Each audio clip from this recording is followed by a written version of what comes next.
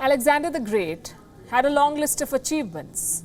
He single-handedly led his armies to victory across Persia, Asia Minor, Syria and Egypt. By the age of 25, he was given the title of the Great King.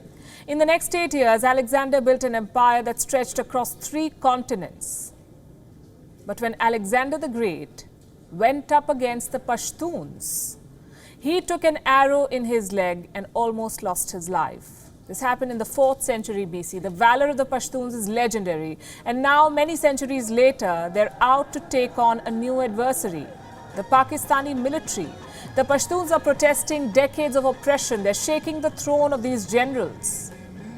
Look at these pictures on your screen. This happened on Sunday, a long march by the Pashtuns. Thousands marched against the Pakistani Army in the Khyber Pakhtunkhwa province.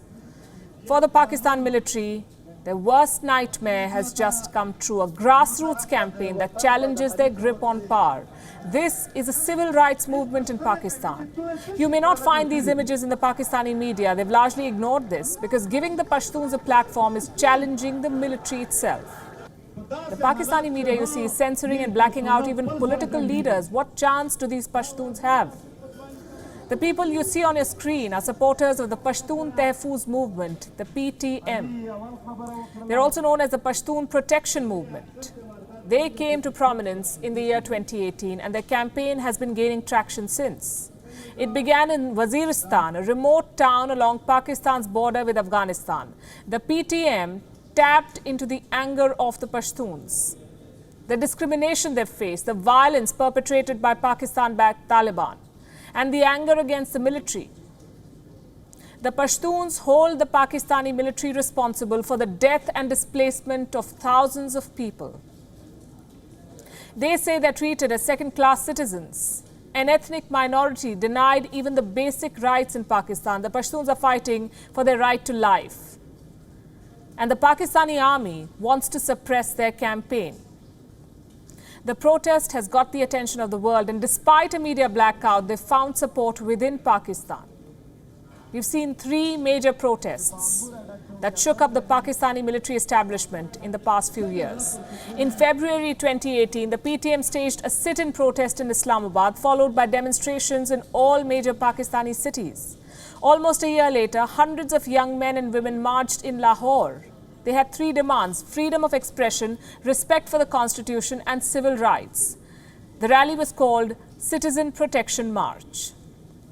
2 months later, tens of thousands of people demonstrated in North Waziristan. All of these rallies had one popular slogan: the uniform is behind all the terrorism, they said. The Pakistani army is not used to such opposition at home. What did it do? It blamed the invisible foreign hand. It's an old tactic to discredit a domestic opponent. In February last year, Afghanistan's President Ashraf Ghani tweeted a statement. He was concerned about the violence during peaceful protests in Khyber Pakhtunkhwa and Balochistan. An activist had died in a police crackdown. Here is how Pakistan responded. It said the protesters were being, quote-unquote, manipulated by hostile external elements. They even went to the extent of calling this a 5th-generation warfare. This is classic Pakistani military. It believes Pakistan is always in a state of war because Pakistan is a security state. When a threat to the army, in fact, is considered a threat to the entire country. And the Pashtun protests pose a direct challenge to the military establishment.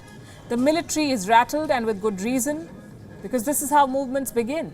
When thousands of people take to the streets despite threats to life, this is how dictators are dethroned. Pakistan is witnessing an uprising.